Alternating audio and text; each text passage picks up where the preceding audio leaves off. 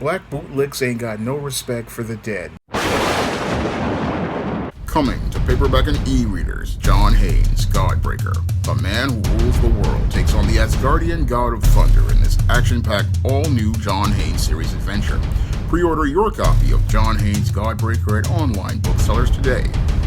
Several so-called black leaders attended the funeral of Tyre Nichols. Now, Tyre Nichols was the young black man who was brutally beaten and, I believe, murdered by 5 rogue black Memphis police officers who were a part of the so-called Scorpion unit during a so-called traffic stop. And after the passing of Tyre Nichols, we saw several prominent black leaders attending the funeral of Tyre Nichols. And as these leaders, Vice President Kamala Harris, the Reverend Al Sharpton, and Attorney Ben Crump attended his funeral, it just made me shake my head, because when I saw these 3 individuals attending this funeral, it really showed me how these individuals had no shame at all. Now, when it comes down to all 3 of these individuals, Vice President Kamala Harris, the Reverend Al Sharpton, and Ben Crump, all 3 of these individuals really, as I see it, have some sort of culpability, and it's just extremely disingenuous for them to attend a funeral of Tyre Nichols when clearly their inaction was one of the indirect things that possibly, as I see it, possibly led to his passing. Now, when I look at the all 3 of these individuals from a critical perspective, the only reason why they attended the funeral of Tyre Nichols was clearly to make an empty symbolic gesture. And all 3 of these individuals, the only reason why they were there is because they wanted to pacify the black masses and make them feel better about the injustice that was perpetrated on Tyre Nichols, and they hoped that by them being there, that this would not lead to them participating in uprisings like people did during 2020 with the murder of George Floyd. Now, I say that it takes a lot of gall for Kamala Harris, Reverend Al Sharpton, and Ben Crump to attend the funeral of Tyre Nichols, because when I look at all 3 of them, these are individuals who didn't do anything to take a leadership role as related to creating policy that would have gotten justice for someone like Tyre Nichols in the past. Now, I believe that Vice President Kamala Harris really didn't come there out of genuine concern for Tyre Nichols. I believe she was sent there by Joe Biden to make an empty symbolic visit to this funeral to make it look like the president cared about what happened in Memphis. And when I look at Kamala Harris's voting record as related to political policy, it's diametrically opposed to that really empty speech that she made talking about how we need to get the George Floyd bill passed. Well, you had 2 years to get the George Floyd bill passed, and why don't we have a George Floyd bill passed? That's a critical question I would like to ask Vice President Kamala Harris, because the anti-Asian hate bill got passed almost in a week or so, just as Joe Biden was coming into office, and the George Floyd bill was being proposed around the same time. But 2 years later, we still ain't got no George Floyd bill even brought to committee. And that just shows how disingenuous your Kamala Harris is. While she made a speech talking about how we need to get the George Floyd bill passed, you had an opportunity to do this when Joe Biden's Blue Party had both divisions of Congress. They had the House and the Senate. And even though they had a razor-thin majority, they could have easily gotten that George Floyd bill passed. But no, they didn't even try to bring this bill even up to committee. And again, that shows me how disingenuous your Kamala Harris is, talking about how she wants to talk about passing the George Floyd bill.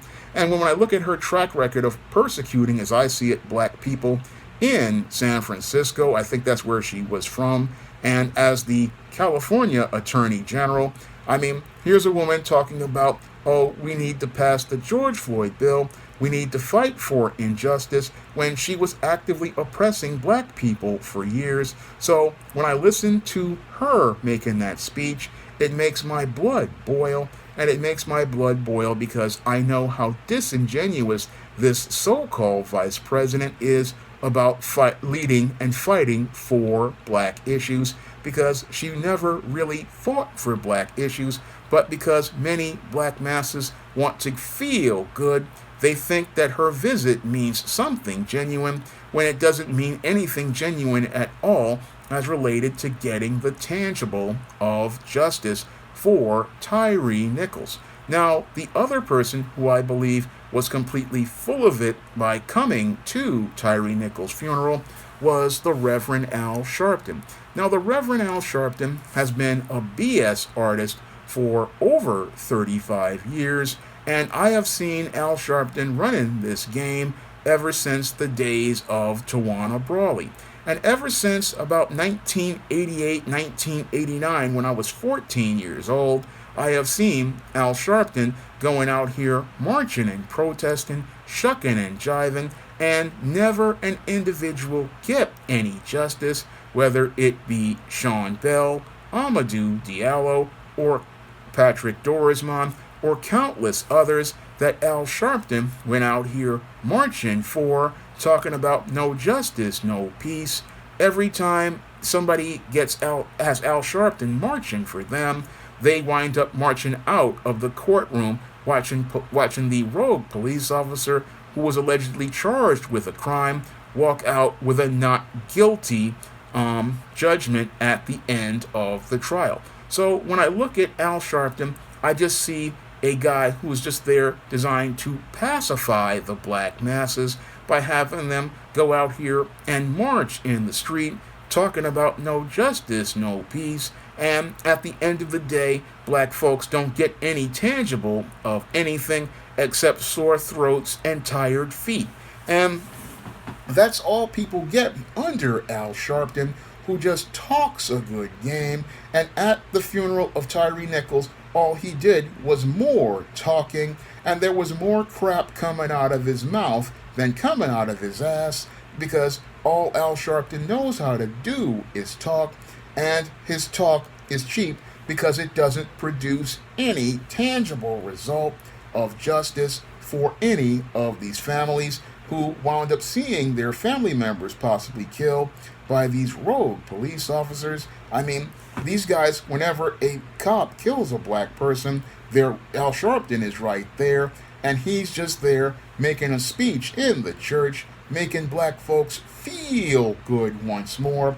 And as they're feeling good, they sit there and are pacified, and then they're just being set up for a fall where you usually wind up with a not guilty verdict and people never getting any sort of justice at all. Now, the third person who came to this funeral, and I believe had a lot of gall coming there, was your Ben Crump. Now, your Ben Crump is what Professor Black Truth calls mushmouth, and the only thing coming out of his mouth was verbal diarrhea in the speech that he made. And in that verbal diarrhea, again, all he was doing was trying to make black people feel good by saying the right things. And all this saying the right things, yeah, it makes black people feel good for a moment, but at the end of the day, we don't get any tangible of justice. And as I was sitting there listening to all three of these individuals, they just basically didn't come across like black leaders. No, they came across like the black Three Stooges, and I felt like I was watching Shemp, Larry, and Moe, and the big joke was on all of those foundational black Americans inside of that church who could not see how they were being made a mockery of by these so-called black leaders who were out here not looking to lead the community towards a tangible of justice and creating policy that would lead to a safer black community. No, they were being misled once again by a group of boomer bootlicks who were out here looking to tell the black masses what they wanted to hear. And as they told the black masses what they wanted to hear. They wanted to steer them away from fighting for black empowerment and fighting for the true tangible of justice. Because at the end of the day, all after you hear their empty speech that makes you feel good for a moment, there is no tangible as related to getting justice.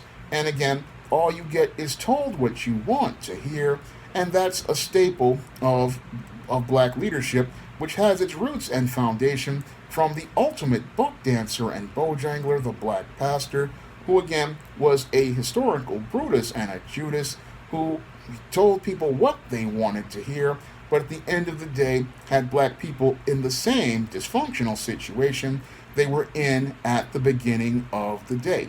And seeing all three of these so-called black leaders at the funeral of Tyre Nichols, again, as I see it, was a mockery to his memory, because I look at this again as a passive-aggressive gesture by these bootlicks, because passively, by attending the funeral, it made it look like they were doing something, but at the end of the day, aggressively, what they were doing was absolutely nothing at all, except trying to get foundational black Americans to continue accepting the status quo. And the status quo is we get into this paradigm where black person gets shot, black people march and protest, an individual is charged, and then black people get told to be pacified, then they go have the trial and individuals are acquitted, and then you go back and march and protest again. That's the definition of insanity as I see it, because all we have are black people doing the exact same thing and expecting a different result, and all that happens with most black people is they continue to fall for the okie dokes and look to be pacified by these so-called black leaders. And these black leaders, they only go to these funerals to make it look like they're gonna do something, when in actuality they're all about doing the same amount of nothing that's been done before. And they want to get black people continuing to buy into that there's an effort being done for them, but all you're getting at the end of the day are speeches, sore throats, and tired feet, and no real change at the end of the day. And again, what's troubling here is that in the aftermath of these black police officers allegedly taking the life of Tyre Nichols, they just go out here and use the same approaches that they would use in the case of a white police officer who takes the life of a black man. And black folks don't really see the critical pattern here as related to how they are being disrespected by these boomer, bootlick, black misleaders. Because these boomer, bootlick, black misleaders, they're about leading you on a wild goose chase, making the black man and black woman feel good. And after they go out here and pacify your feelings, they then set you up for a screw job. And that's the thing that really upset me, because here is Tyre Nichols, a young black man who lost his life, and these so-called black leaders had absolutely no regard for it, and many of the black masses there couldn't see how they had no regard for it, because as these empty suits made their empty speeches, they weren't really thinking about getting justice for Tyre Nichols. They were thinking about how they were just going to look good in front of the black community, and how they were going to make themselves look like a hero in the eyes of the black masses. So they weren't concerned about the needs of the black community. They were only concerned about their image. They were only concerned about the attention they were going to receive, and they were only concerned about how they were going to be perceived by the public. And that just shows me how full of shit all three of these stooges are, and it shows me how full of it they are, because if this was just if this case wasn't in the media, I doubt we'd see any of these individuals.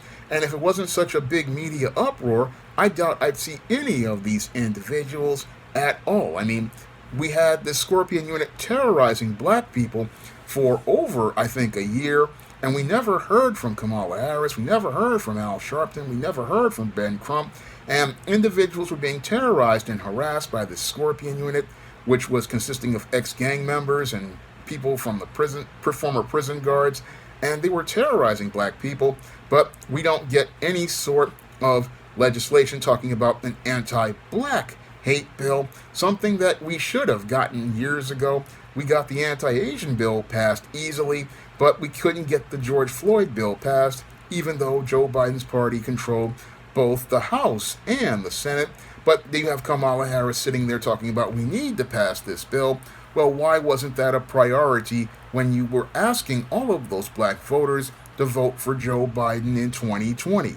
I mean, we had the George Floyd uprisings, we had the riots, and you had Joe Biden. He could have easily put this bill up and made it into law, but there was a man who said he could do nothing for black people, and he sends out his stooge, Sharpton, to go out here and try to give people a speech talking about I need to pass the George Floyd bill, when Joker Joe told us he couldn't do anything for us, showing us again how disingenuous your Kamala Harris is, showing us how disingenuous your Al Sharpton is, because he's a complete bullshit artist as I see it. I mean, 30 years and a record of and about 69 as related to these kind of incidents. And the thing that's completely backwards to me is that black leadership has not fired Al Sharpton. No, he continues to slither into churches, making his speeches and preaching the eulogy, when we should have preached the eulogy on him being an activist in our community, because an activist should be measured by the results that they make, and Al Sharpton has produced no results in over 35 years, and in any other community, an activist who can't produce results, that person is fired by the community, and the black community should have fired Al Sharpton years ago. Now, your Ben Crump is a new Jack Mushmouth, and again, talking a lot of crap out of his front side, and not out of that more than his backside, and not producing tangible results. And again, we need to stop listening to these kind of individuals, because these individuals, they're there to make it look like people care when they don't give a shit at all.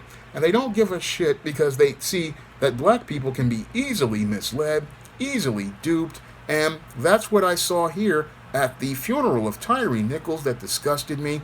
These opportunists basically went to the funeral of Tyre Nichols not to pay any respects. They went to disrespect the black community by making it look like they cared, and going to participate in an empty symbolic appearance that was all about pacifying black people, all about making black people feel good. And at the end of the day, feeling good doesn't get us justice, doesn't get us change. No, all it does is get us more of the same. And it's time for black people to stop doing the exact same thing and expecting a different result, because this insanity is basically all of these so-called black misleaders expressing their deep contempt for all of us. And it shows that we are a completely different group than them, and that they have no respect for us as a community, and see us as people they can go out here and take advantage of. So when I look at this whole situation at the funeral of Tyre Nichols, it just absolutely disgusts me, because they took the life of this man instead of showing him the greatest respect. What they do is continue to disrespect this man and disrespect his memory. Now, if you want to see me make more videos like this, you can donate to my Patreon, my PayPal, my Cash App by clicking the links in the description box. And if you want to pick up some of my positive black fiction on the SJS Direct imprint, like the ISIS series, the E-Steam series, the John Haynes series, and the books of the Spinsterella trilogy, you can find all of those books on Amazon.com in paperback and Kindle format. You can also find them on other online booksellers like Smashwords, the iBookstore, and Google Play. That's all I have to say for this video. You can comment, rate, and subscribe. Now available in paperback and e-readers, ISIS Legacy. Sorority secrets of the goddess next door are revealed in this all-new ISIS series adventure. Get ISIS Legacy in paperback and e-readers at online booksellers everywhere.